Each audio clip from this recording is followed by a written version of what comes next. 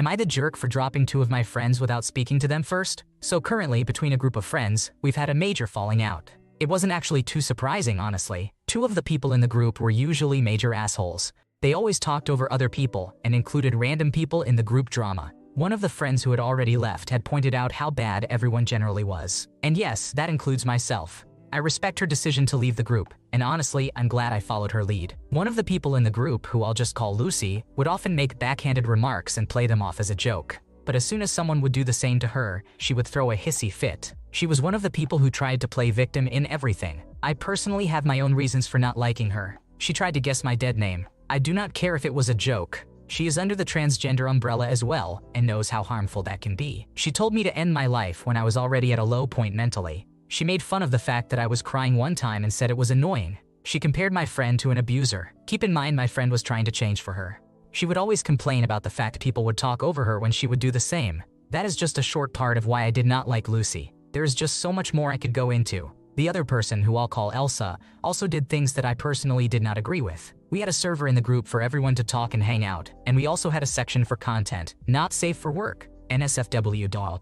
Obviously, my friends and I used it for sending NSFW artwork and stuff. Lucy and Elsa said they don't feel comfortable seeing anything NSFW related, and I 100% respected that. But knowing that it was the NSFW chat, and knowing what kind of things would be going on in there, they still went into the NSFW chat, clicked on the very much censored and labeled as porn, and then got mad at us for using the NSFW chat for NSFW content. Elsa would always seek out the smallest drama. No matter what actually happened, Elsa would take Lucy's side. Recently, everything had gotten too much for me and my friends, so we finally dropped them. Now, I'll admit, I'm not the greatest with talking about my feelings in confrontation. It was how I was raised. So I kind of just kicked them from the server, left any server and group chat that we had in common, and unfriended them. I know it was a cowardly move, but it was the quickest way to get it done. When I look at the days I've had to deal with Elsa and Lucy, all I truly see are a lot of things that should have been red flags in the first place. As I stayed friends with them, my eating and sleeping habits slowly became worse and worse. I just wanted to know if I did the right or wrong thing. You are not the bad guy in this situation. They sound like horrible people whom you never want to talk to again. Your obligation is to yourself in the pursuit of healthy friendships, and none to the toxic characters you are expelling from your life. Dropping someone cold is a way of communicating your distaste for them. Am I the jerk for not getting drunk at a party? For context, I have been with my boyfriend for 7 years and got engaged last year. I have never consumed alcohol, and he drinks sometimes but isn't a big drinker. When we met, within minutes he asked if I went to many parties, and I said no because I did not drink. He even said he liked that about me. I've never tried to hide it even when I've been judged for it. I'm unapologetic about who I am and have my reasons. It has never appealed to me. I don't like the smell or taste. My father drank a lot when I was a child, which ruined my parents' marriage. He was also caught driving under the influence. I don't like the idea of not being in control of my body after other things that happened to me as a child when I was vulnerable.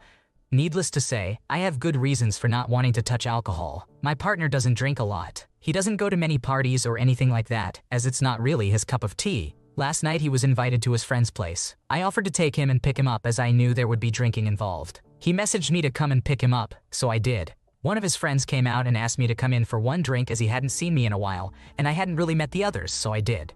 I walked in, and they all hugged me and said how beautiful I was. I am in my late 20s and he is 40, so a lot of people are surprised when I walk in. It was all fine, and he said we'd leave after I had my Coke, but then they decided to take tequila shots. My partner shouldn't really be drinking tequila. He's a bit of a lightweight, and certain alcohol makes him feel really unwell or angry, and tequila is one of them. They did the shots and continued drinking.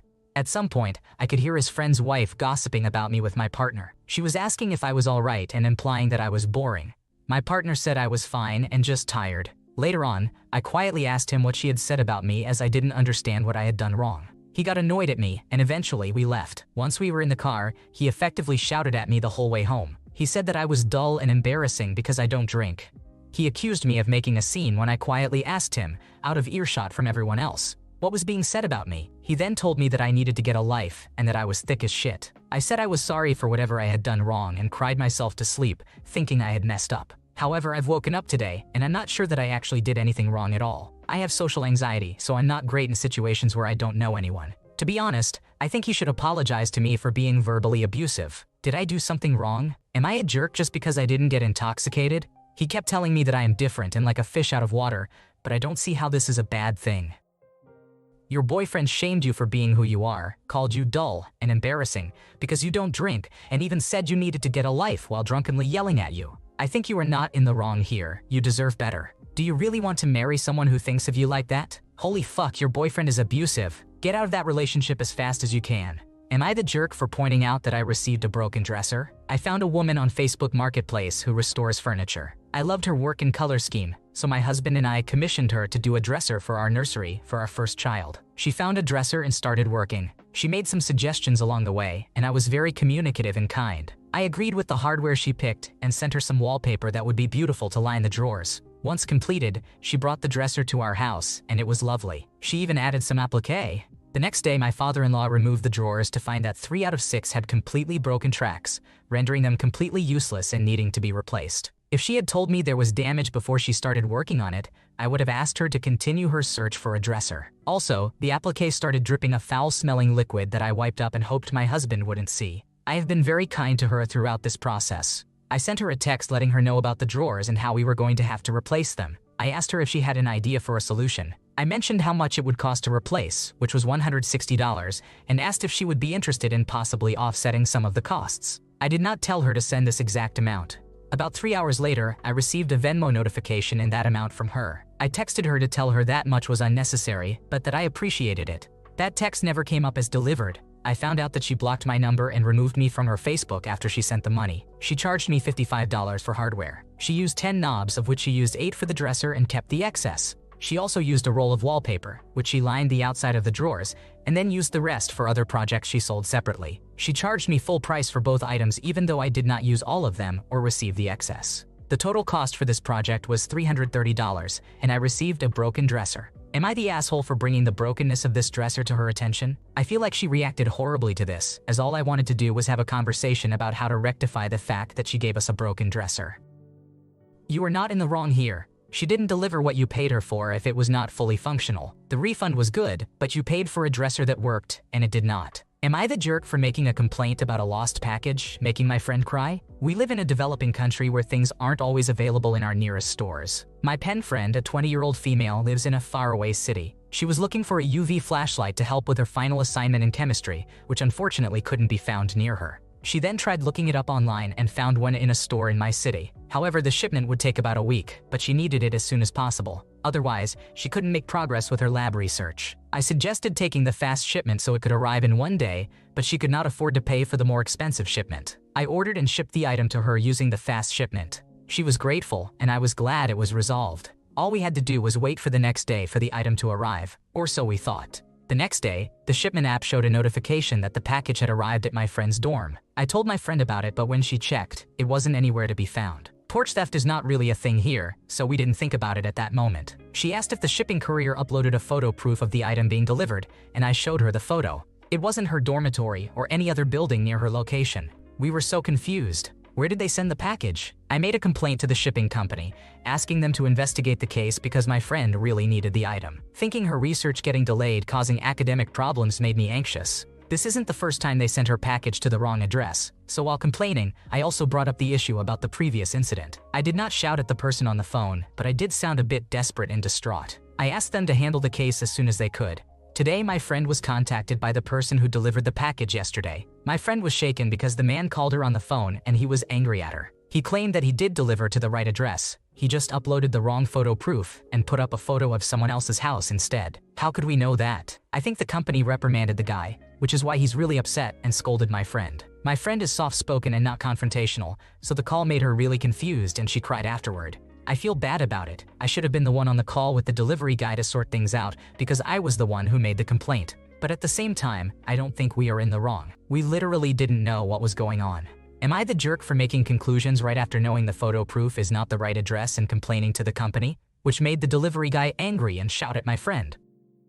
You are not the bad guy in this situation. The delivery guy definitely messed up, and it's not on you to fix his mistake. Friends like you are wonderful, always thinking about the welfare of others. If the delivery guy gets reprimanded, that's his own fault for not doing his job properly. Am I the jerk for kicking my partner out of my family's house for chatting with their ex while I was at work? My boyfriend Chris and I have known each other for a few years. We recently reconnected through a mutual friend and have been dating for 10 months now. I live at home with my parents while I finish school to become a teacher. Chris takes odd jobs and gigs and tries to have fun. That is what attracted me to him, besides our mutual love for similar hobbies. We have had ups and downs, but I love him, and I cannot believe this all happened. Before I say what happened, I will explain a little backstory about him and his ex, Izzy. Since Chris and I were friends before anything, he opened up to me when we were friends and dating other people. I never thought we would be together, so we talked freely about our relationships at the time when they first got together before I moved away. Chris said he felt all these weird connection things with Izzy. He thinks there were too many similarities for it to be a coincidence. When they first met years ago,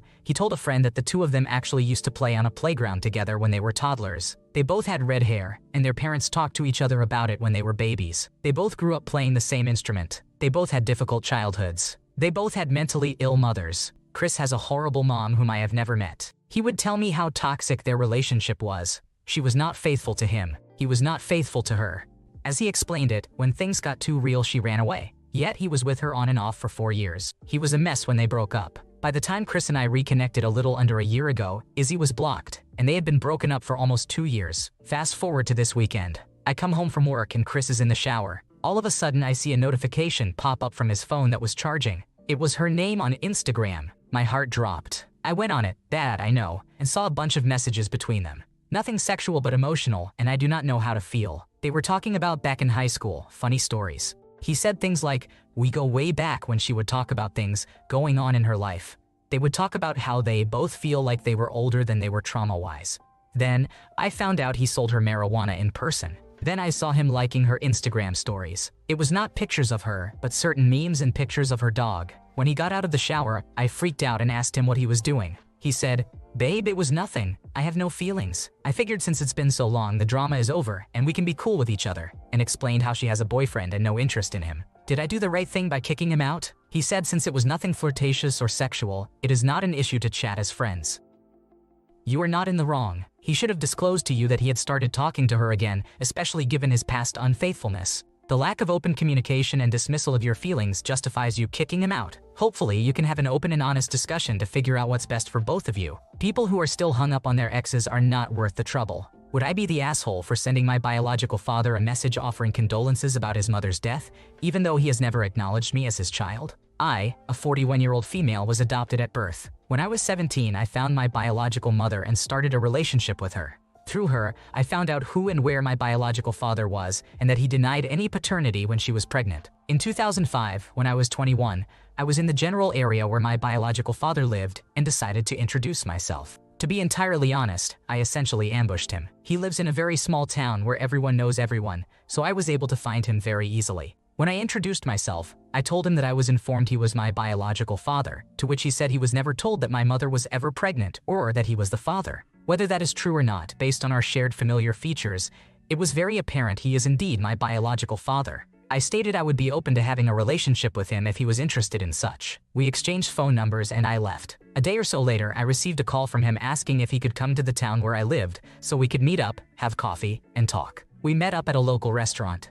Once there, we exchanged information about ourselves and our lives. I was told that he was married and that he never told anyone about me. We left that meeting with a very tentative agreement that we would keep in touch and see how things go. After about 3 phone calls and 1 short visit later, we lost touch. Because it has been so long, I can't remember if he stopped taking my calls or exactly what happened. But we haven't seen or spoken to one another since. I have chalked it up to him not wanting any kind of relationship with me. In 2006 or 2007, I tried to reach out to his mother via letter in an attempt to get his family's medical background. But I did not get any kind of response. Quite a few things have changed since any of this transpired. I have gotten married and had children. I moved states and successfully battled cancer. Yesterday, I happened to come across the obituary for his mother who passed away in March of this year. It has since gotten me thinking about my biological father. So much time has passed that even if he had wanted to reach out to me, I doubt he would be able to. New last name, address, and phone number. So, would I be the bad person if I looked up his phone number and sent him a message offering my condolences?